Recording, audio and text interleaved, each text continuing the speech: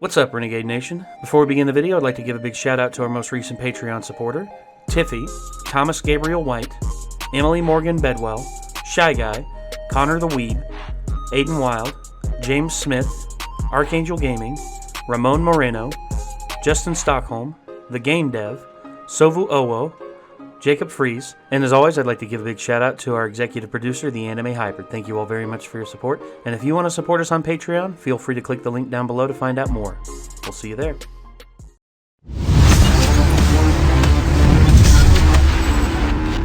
I was 15 when this came out. I was just shy of being able to watch this in theaters, but I got to watch it anyway because, for some reason, my sister took pity on me. And I said, I'll give you $5 in gas money if you'll take me. Yeah, $5 in gas money got me into the theater with my sister and three of her hot friends. So I was just in a horror movie, sitting in the theater with three hotties, like two on one side, one on the other, and then my sister over here. And I'm just like, wonder if any of them are gonna get scared. And lo and behold, they did get scared. And when they did, like one of them leaned up against me, and I'm just me at 15 years old. I'm just like, yo, yeah. It's like, should I make a move? Should I do the arm around? Nope. Just act cool. Just be stoic. Just sit here and pretend this shit doesn't bother you. Holy shit, Eliza Dushku and a wife beater. Fuck yes. And yeah, Eliza Dushku, she was 22 in this, dude. I could not take my eyes off of her in this, and that's not a statement. And also, Emmanuel Shariki's in this as well. I love both of them so much. Two my favorite crushes back in the day. But yeah, this movie spawned a hell of a franchise that everyone says the second one is better. I've seen the second one, and I gotta say, for the most part, it is a better made film than this one. I don't remember the second one. The second one it expanded on the story. And it made the characters better, and also the people who were working on the film were also a lot better, including, you know the new God of War game, right? Yeah. You know the music for it and everything. Mm-hmm. Bear McCreary did the music for Wrong Turn 2. Oh wow! It was actually one of his first big movies that got like a theatrical release that he was a part of, and they were so impressed with his score in that film that he got more and more work. He got more gigs. Yeah, and it was actually not long after that he actually got the offer to work on The Walking Dead, and then the rest is history. Nice. And this film, I remember when it came out, there's a huge stereotype about West Virginia, South, and also Southern Virginia, in the southwest corner, which is pretty much connected to West Virginia, coal mining country, pretty much. That the stereotype is full of nothing but a bunch of inbred hicks who do nothing but, kill strangers on the side of the road, take them back to their house,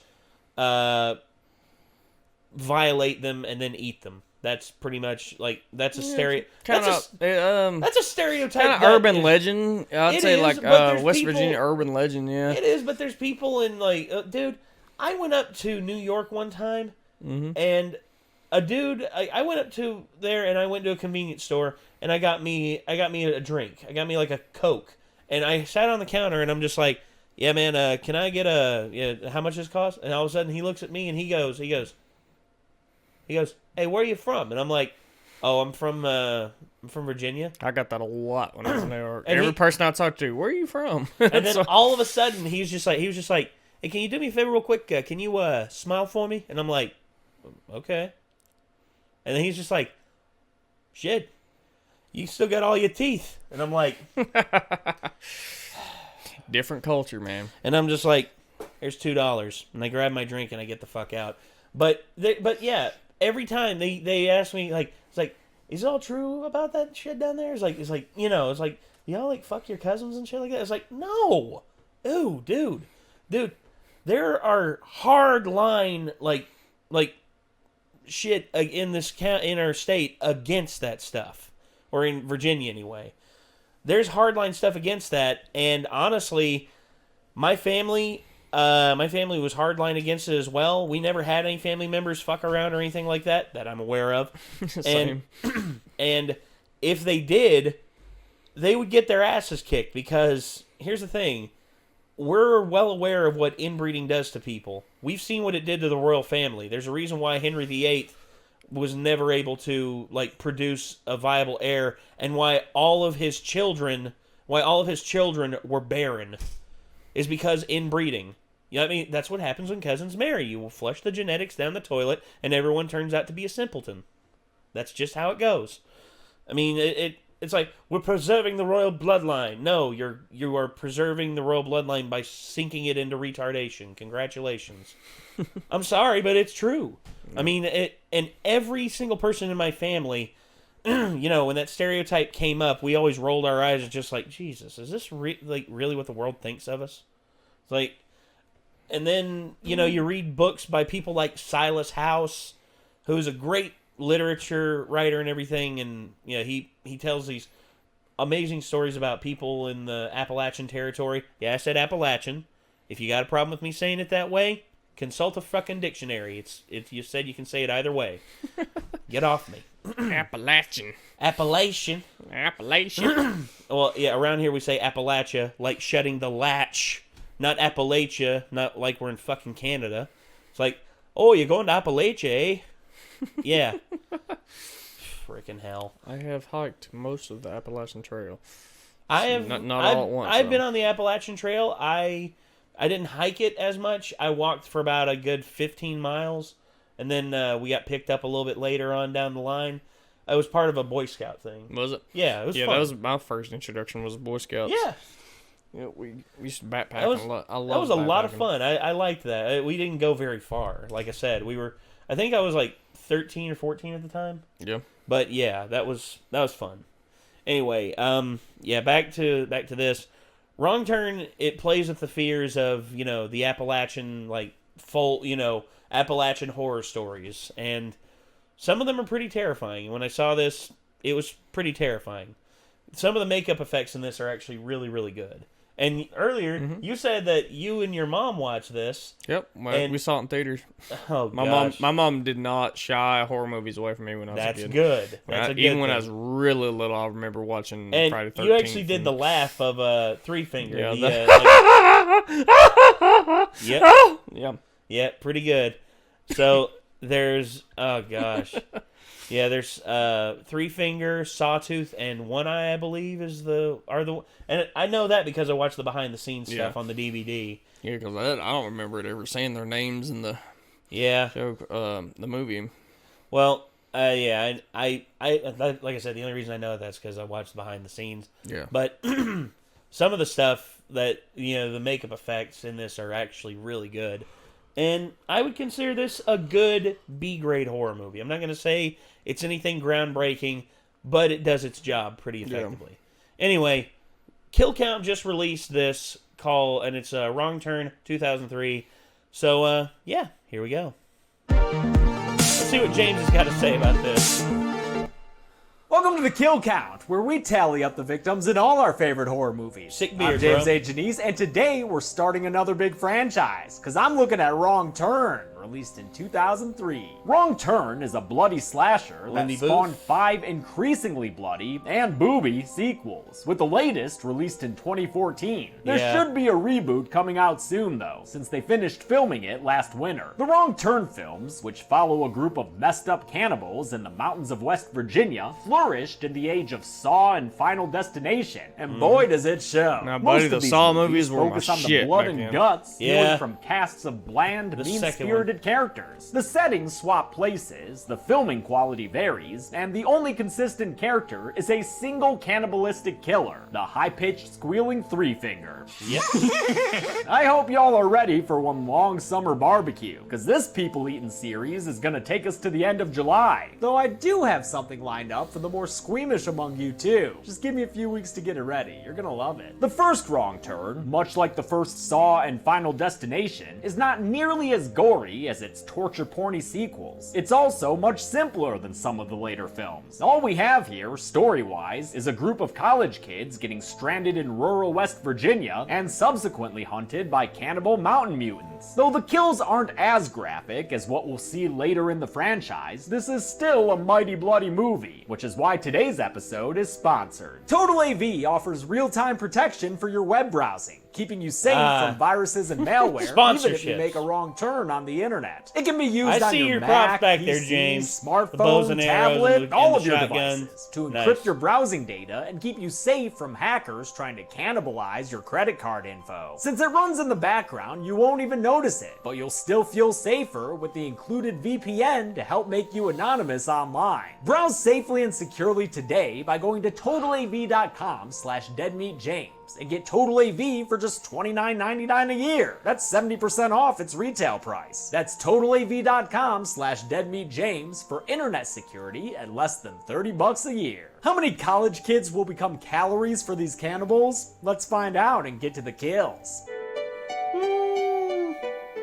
The movie begins in the Mountain State, which, by the way, pretty boring nickname, West Virginia. Rich and Haley, a handsome, fit couple, are climbing one of these West Virginian mountains to get a good gander at all that unspoiled nature. As Haley struggles to finish the climb, Rich is killed off screen. His body does a little peekaboo and drips some blood onto Haley before it's yeeted off the cliff by the unseen killer. Haley eventually falls and lands right next to Rich's body. She almost makes it back to their SUV, but she's tripped by razor wire and killed off screen after her body is dragged away. The opening credits show us that lately, a whole bunch of crimes have been committed by mountain men who are deformed from inbreeding. A common trope when it comes to Appalachia that I'm sure those fine folks are just fucking thrilled about.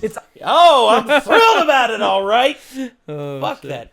I hate that friggin' stereotype. On an Appalachian highway that hunky med student Chris just fucking thrilled about. It's on an Appalachian highway. And he's saying it right. Yep. James is saying it our way. Yes. Thank you, James. Thank you. Highway that hunky med student Chris Flynn, played by Desmond Harrington, gets caught in standstill traffic. Since he has an important appointment to get to, he turns around hoping to find another way. Careful, dude, you're driving off the grid now. Though, thankfully, that Nokia can double as a blunt instrument if need be. He gets to a gas station tended by a one-tooth Pepto-Bismol chugging dirty man and sees on a map there might be a way around the traffic jam. I have been to some places like that, which the attendant says. Do what? I have been to some places like that. Yep, I have too. Although they're nowhere not the places near, I hang out at, believe me. Although they're nowhere near as redneckified as this individual right here. Usually I don't see that. I mean, like me, I came across it was a mom and pop shop. It was literally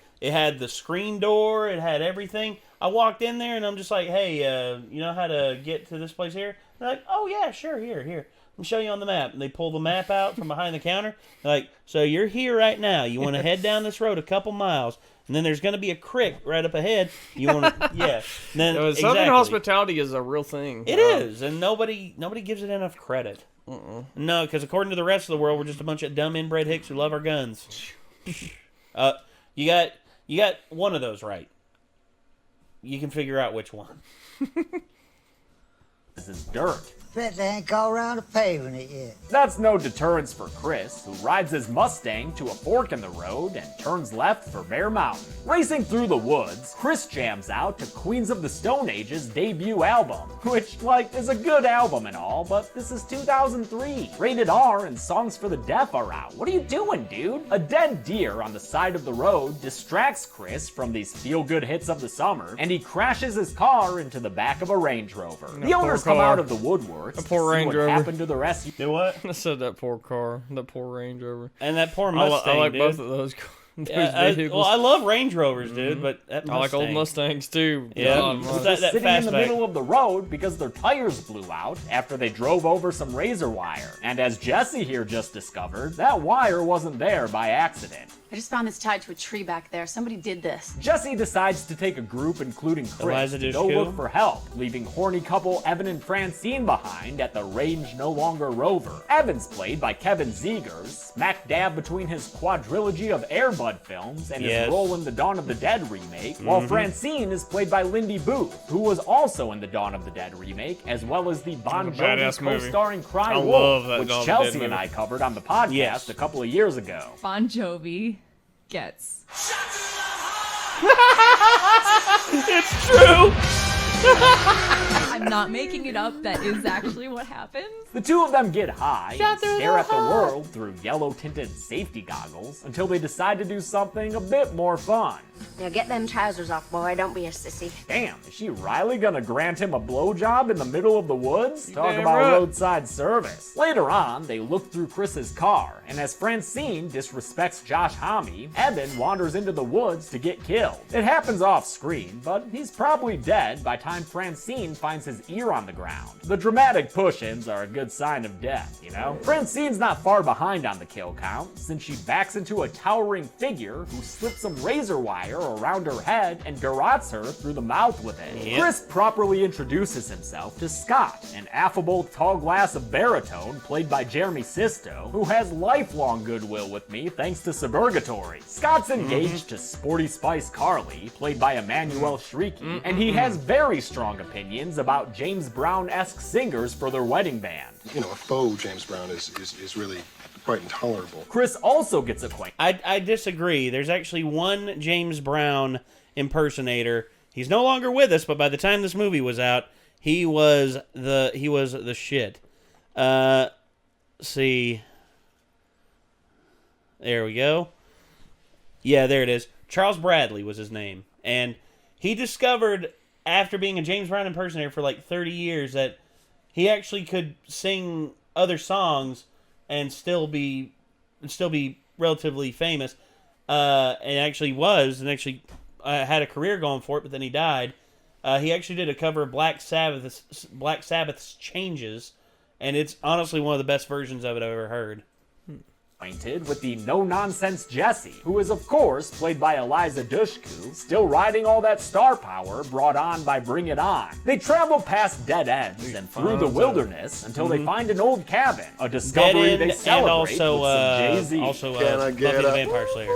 But ain't no one here to bounce with them. This place is as dead as all the rusting vehicles out on the lawn. Chris decides to chance an unlawful entrance in hopes of finding a phone to use. Inside, they find way too many car keys for one household to need, and way too many sunglasses, and way too many jaws. One family don't need all them jaws. I don't care how big it is. That's tea. It's That's top pretty row clear tea, dude. pretty soon that the people who live here are hungry cannibals, and are also the ones who wrapped all that razor wire around their tires. And in case you wanted more bad news, looks like the cannibals are here, arriving in a tow truck and adding the Range Rover to their treasure field of And the vehicles. Mustang. With Mustang's the back back door there, too. blocked off, the kids are forced to hide from the mountain men as they come inside, and try not to freak out too much when they see Francine's dead body. Uh-oh, Chris, might want to dodge her blood that's coming right for you. Chris and Jesse stay silent as the killers get to work on Francine's body, taking a huge saw and cutting it to pieces. Also watching this dismemberment through a kind of crazy keyhole shot is Carly and Scott. cool-ass Stay shot. quiet now, y'all. They do, long enough for the cannibals to take a snooze, even though they've only quartered 1/4 of that Francine corpse. That kind of work ethic will get you nowhere, you sleepy bastards. It allows all of the kids to come out from hiding, but as they're leaving this cabin of trauma, the door spring nearly ruins their sneaking. Chris sacrifices his I hand would have flesh killed to them keep in it their from sleep. making noise, but he's ultimately unable to keep the mountain men from waking. They all run, up the mountain, I guess, as the cannibals take off in their tow truck. Really like the zoom shot here as they hoot and holler their hunt on. The survivors run through the woods until they find themselves at another field of broken vehicles, showing the vast extent of this cannibal family's crime spree. Speaking of the mass murderers, here they are now. Sawtooth, One Eye, and the littlest feller, Three Finger. Wrong Turn was written by Alan B. McElroy, who also wrote Halloween 4, which is why I got to meet him in 2018 when Halloween Horror Nights had a solid Halloween 4 maze. His Cannibal Mountain Men characters really grabbed Stan Winston's attention, who produced this film with a special eye towards the killers. I let everyone know it was going to be very important to me that we create the most memorable and horrific and real inbred mountain men that anyone has ever seen. Stan Winston was, of course, a makeup effects legend, responsible for the Terminator, the Predator, Edward Scissorhands, and the dinosaurs in Jurassic Park. The Mountain Men, though, were mostly designed by Winston's protege, Shane Mahan, who based the character's deformities on medical references to ensure accuracy. And the effects artists weren't the only ones taking the characters seriously. Actor Ted Clark gave One Eye a childlike portrayal, while the late Gary Robbins, a Canadian pro wrestler, played Sawtooth with lumbering menace. Julian Richings gave all his manic energy to Three Finger, which is hilarious when you see how pleasant the British Canadian is behind scenes. It is pretty hilarious. Nice to meet you. Richings also had a small part as a vagrant in Saw 4. The fuck are you looking at? Huh? And was seen on the kill count for The Witch, where he banished Thomason's family from town. The trio of torture cannibals leave their truck running as they hunt, so Scott devises a way for the kids to commandeer it. One person will lead the killers in the wrong direction, while the others run to the truck. Huh, that sounds like a classic military maneuver. It's a classic military move. Thought so. Chris volunteers as tribute, but the plan quickly fails when he takes a bullet to the leg. Scott is inspired to save the classic military maneuver, giving the Mountain Men a new chase that really excites Three Finger. As the killers pursue Scott, the ladies help Chris up and take him over to the truck, where Evan's body spills out, confirming that he is in fact dead. They take the vehicle and drive down the road until they get close to Scott, who they see running through the woods. They don't see Sawtooth hunting Scott, loading up arrows like an Urukai. Scott's near salvation is stopped when he gets full-on Boromir, filled with arrows all up in his back that drop him to the ground dead. Sorry, Carly, but y'all should probably get the fuck out of there now. It's too late for Scott, whose body is dragged away by Sawtooth and One Eye as Three Finger gallops along. Carly's in hysterics as the remaining trio find their new motorized transportation stopped by a fallen tree and some road mud. That forces them to continue on foot, which may prove to be dangerous given all these bear traps and such. Damn, cannibal hunters, you all sorts of dangerous, huh? The kids come across a watchtower, which might just have a phone or radio inside. They make the long ascent, partially in front of a woefully 2003 green screen, and climb up through the hatch into the tower. Limited budget. Shit, this reminds me of that Firewatch game. Any y'all play that? Good game. They find a first aid kit and some industrial-sized glow sticks, but the real prize discovery is an old radio. As they try to figure out how to work it, they see the cannibals approaching down below with torches. The killers are just about to keep on walking by when the radio comes to life and alerts them to the kids' location. As Three Finger climbs up the ladder, the kids barricade the hatch and do a very piss-poor job of relaying their location. I don't know my position. Just help us. The final kibosh is put on the radio plan when it's yanked from their hands, I guess from the wires going down below. Unable to get in, the killers decide to smoke the survivors out and set the watchtower on fire. The kids realize that their best course of action is to jump 20 feet into the tree branches below, and like many a flying squirrel, that's exactly what they do. After Chris comes Carly, and then finally Jesse, who does an elbow drop looking fall and lands square on her side. Fucking ouch. As Three Finger once again... I'm sorry, but that would break a rib or two. Oh, yeah. That would snap a couple ribs. Break your back. And begins an ascent to that get too, him. if it was high enough, through the canopy. Carly gets slowed down by flying arrows, though, 20 and feet is ain't killed nothing to when fuck Three with. Finger swings an axe into her mouth. We get a very awesome and creatively shot kill as we see that she's been half decapitated, with her body tumbling down the tree branches like a Jurassic Park explorer. Love this damn kill. The filmmakers put a lot of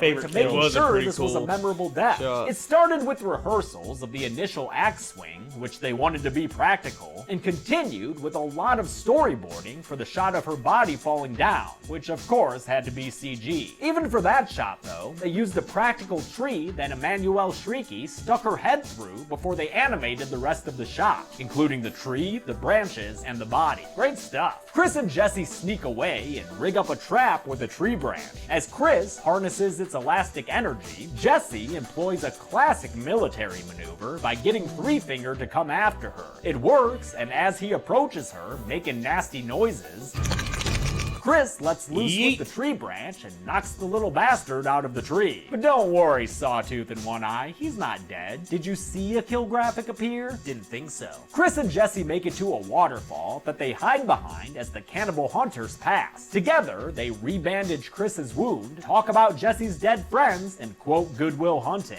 It's not your fault.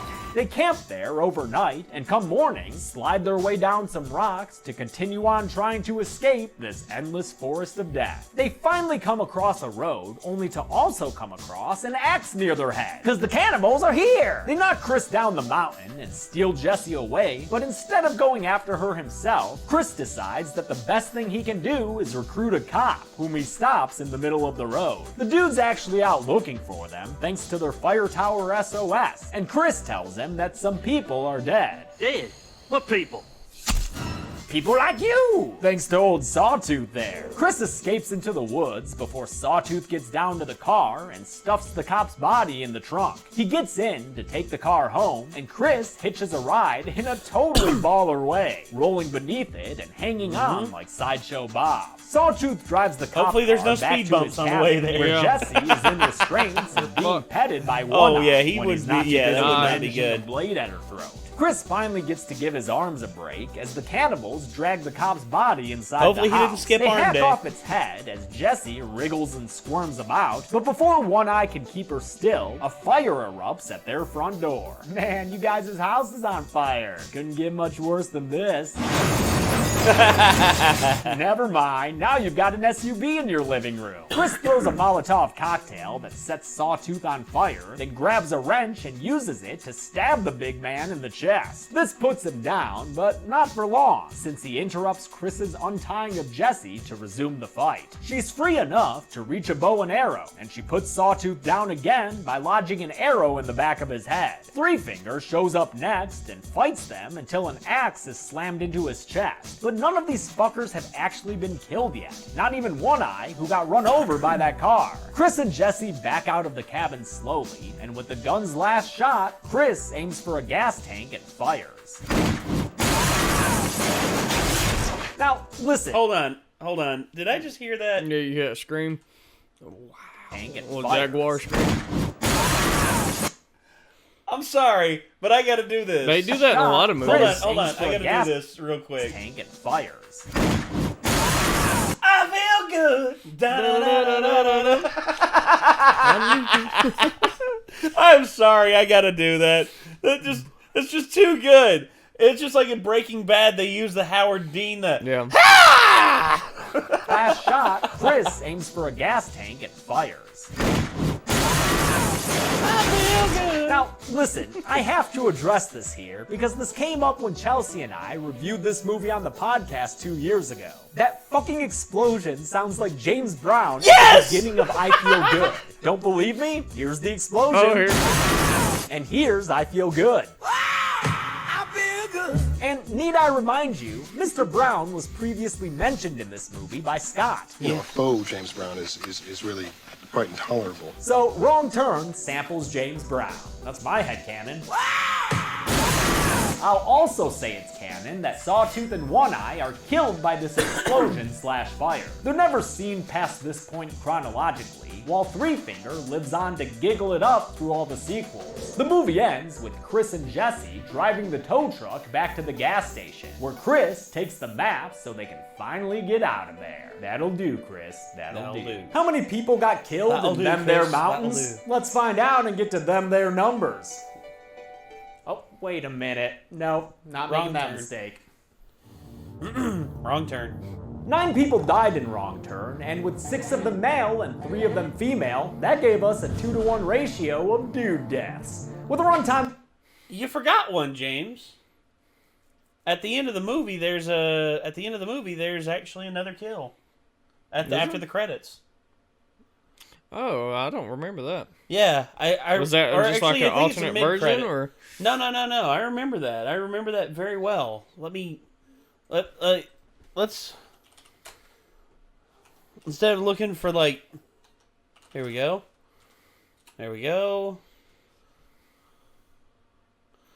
Post credit scene.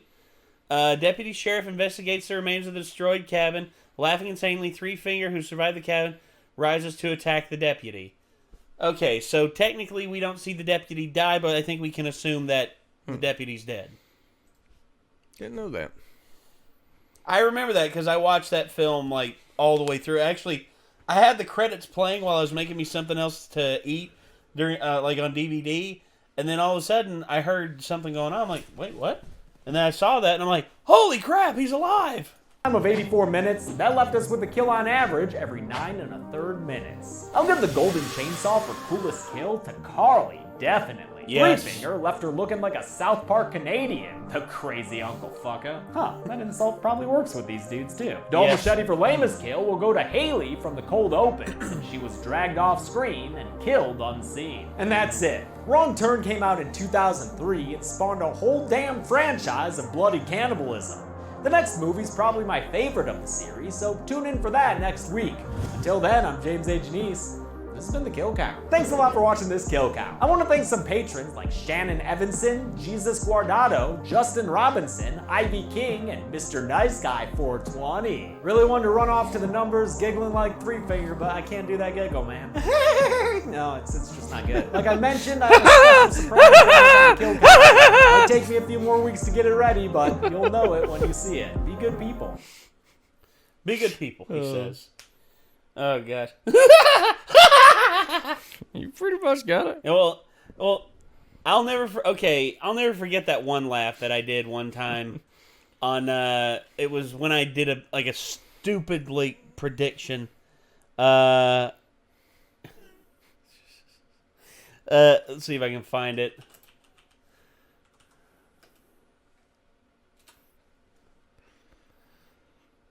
It's this one here. Common Awards number 25. I laughed like a fucking crazy person because I predicted this. I had no idea it was going to say this. Psychopath. It's like, because you see what that is on the screen right there? Strawberry. With all the seeds removed by a toothpick. Oh, shit. Yeah, so I said this. I said, who has practiced? Either that or they're a psychopath.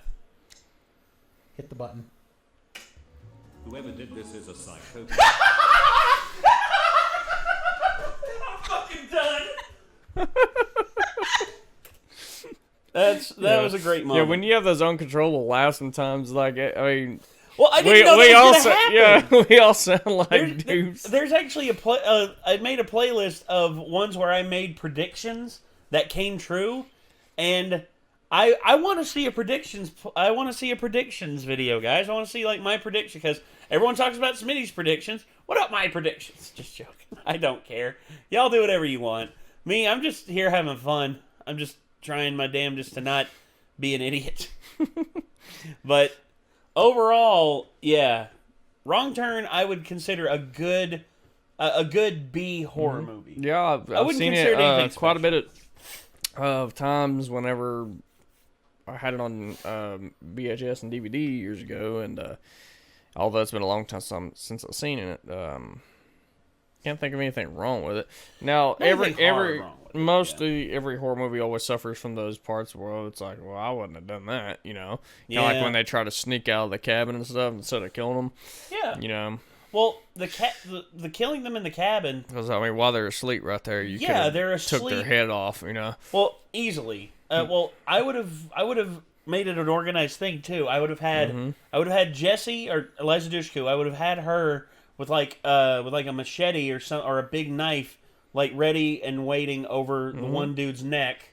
I would have had and then I would have had Desmond Harrington. I would have had him with the axe ready to go, and I'd had Jeremy Sisto on the with like a sledgehammer, a bludgeoning weapon for Three Finger. Yeah, and I would have you're gonna organize that silently pretty quick. Yeah, just look over each other and just be like.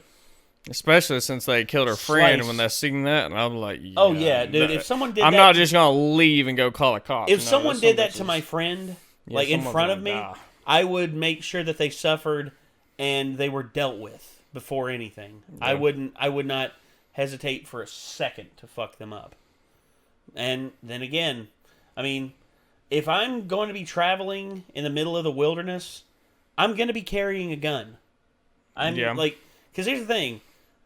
Here's the thing. As long as the gun is in plain sight around here, you don't have to worry about it. You don't have to worry about, you're not allowed to conceal. You have to have a concealed carry permit. But around here, open carry laws are legit. They're real. I have my permit. So. Oh yeah. Well, you've got yours, so I know you'd probably be like carrying packing like a 38 or something. At least 9mm. But, okay, Beretta.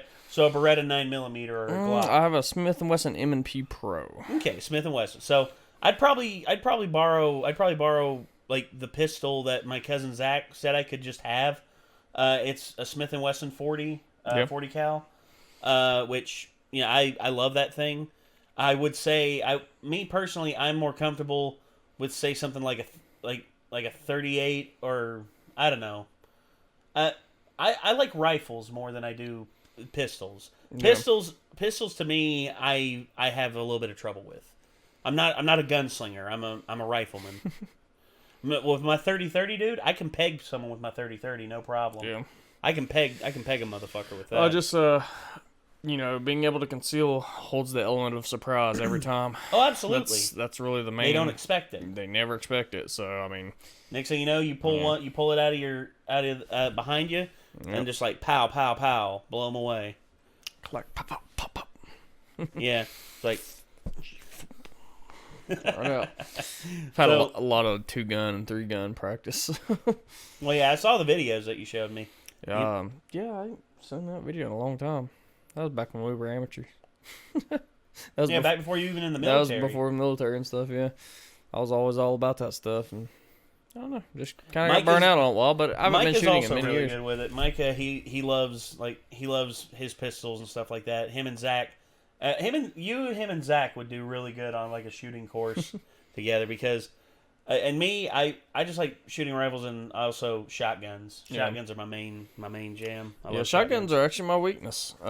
Shotguns are my weakness. They're big, they're very bulky, and you have to reload them a lot. So you spend more time reloading. Well, that's why. As far as the competition and practice, if you can just get your reloads fast, the shooting part is actually pretty simple. Well, on my dad's old shotgun, the double barrel I'm really good with.